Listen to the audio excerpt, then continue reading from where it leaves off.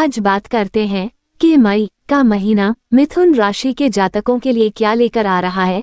ये वीडियो आपकी जन्म की राशि चंद्र राशि पर आधारित है। यदि आप हमसे परामर्श लेना चाहते हैं तो हमारी ईमेल आईडी पर संपर्क कर सकते हैं। तो चलिए अब जानते हैं कि आपको नवग्रह क्या फल देंगे मई के महीने में। जब मई का महीना शुरू होगा तो मिथुन राशि से नवग्रह की स्थिति इस प्रकार होगी। आपके चौथे भाव में केतु देव रहेंगे, शनि देव नवम भाव में रहेंगे, आपके दशम भाव में मंगल देव, बुध देव और राहु देव रहेंगे, 11वें घर में शुक्र देव और सूर्य देव रहेंगे और आपके 12वें भाव में गुरु देव विराजमान रहेंगे।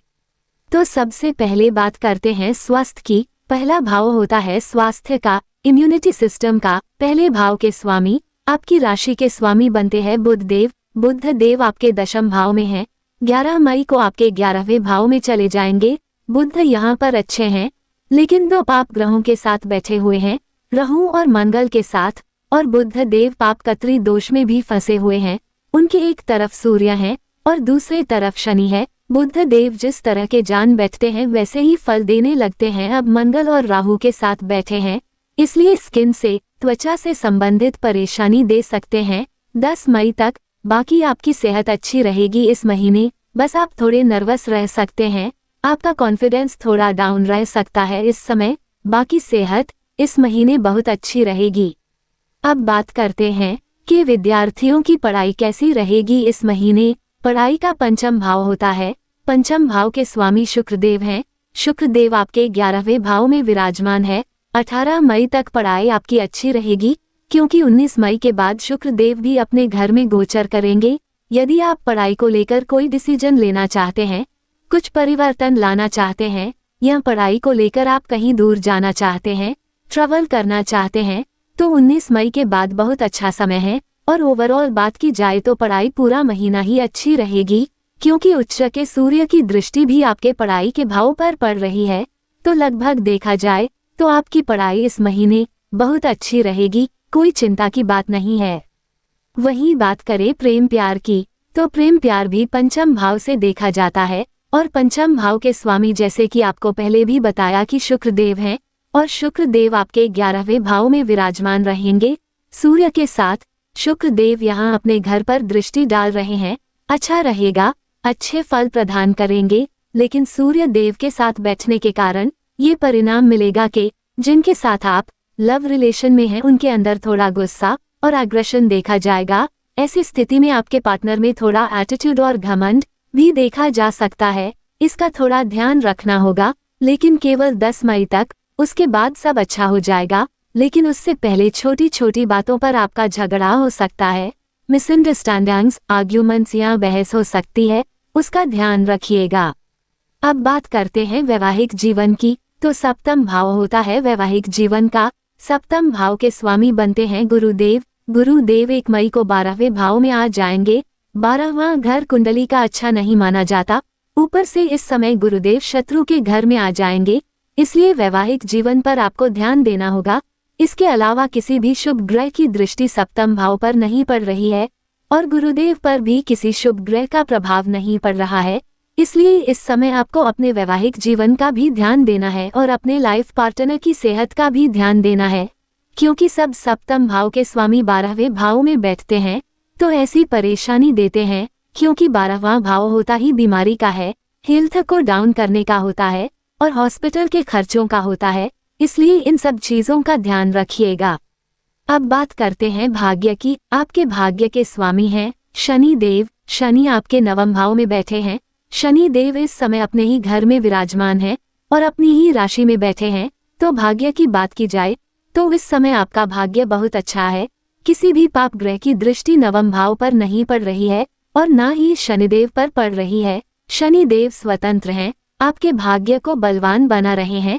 आपका भाग्य अच्छा रहेगा, साथ देगा। यदि आप कुछ बड़ा करना चाहते हैं, कुछ नई शुरुआत करना चाहते हैं, कोई रिस्क लेना चाहते हैं, कोई डिसीजन लेना चाहते हैं, शेयर मार्केट या स्टॉक मार्केट में इन्वेस्ट करना चाहते हैं, कुछ नया खरीदना चाहते हैं, किसी मंगल कार्य, शुभ कार्य की शुरुआत करना चाहते हैं, तो ये सब कुछ आपके लिए इस समय बहुत अच्छा है, क्योंकि भाग्य का आपको पूरा साथ मिलेगा और हर प्रकार के कार्य में आपको सफलता प्राप्त होगी।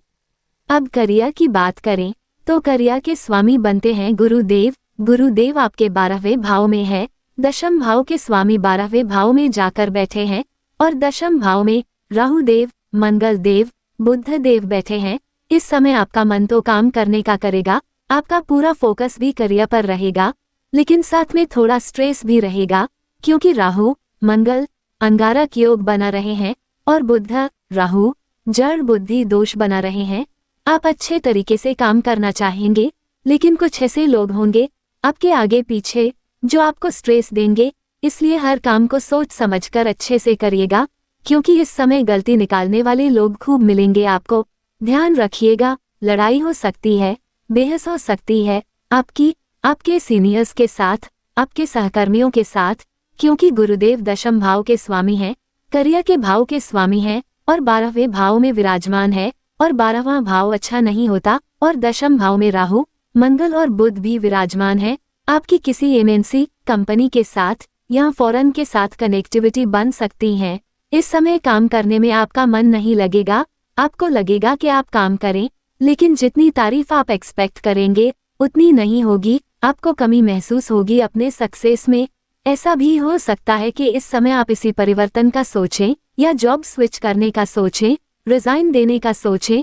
मई के महीने में आपके प्रोफेशन में कुछ ना कुछ परिवर्तन लाने का आप अवश्य सोचेंगे और इस वर्ष लाएंगे भी। जो लोग पॉलिटिक्स में हैं उनके लिए बहुत अच्छा है क्योंकि राहु, मंगल दोनों दशम भाव में है।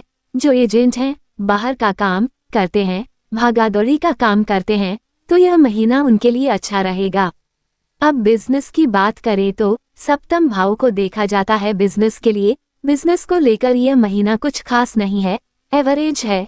ट्रैवलिंग रहेगी, आपको ज्यादा काम करना पड़ेगा, पैसा आएगा भी लेकिन खर्चा भी होगा, इसलिए यह महीना एवरेज रहेगा बिजनेस को लेकर। अब बात करते हैं कि क्या उपाय करने चाहिए मिथुन राशि को। आपकी राशि के स्वामी बनते हैं बुध देव, इसलिए बुध देव के बीज मंत्र का प्रतिदिन 108 बार पाठ करिए, ओम बुधाय नमः। इसके अलावा शुक्र देव के बीज मंत्र का भी प्रतिदिन 108 बार अवश्य पाठ करें, ओम शुक्राय नमः। और प्रतिदिन हनुमान चालीसा का पाठ अवश्य करें। अगर ये वीडियो आपको अच्छी लगी हो तो हमारे साथ बने रहिए और चैनल को लाइक, शेयर और सब्सक्राइब करिए। धन्यवाद।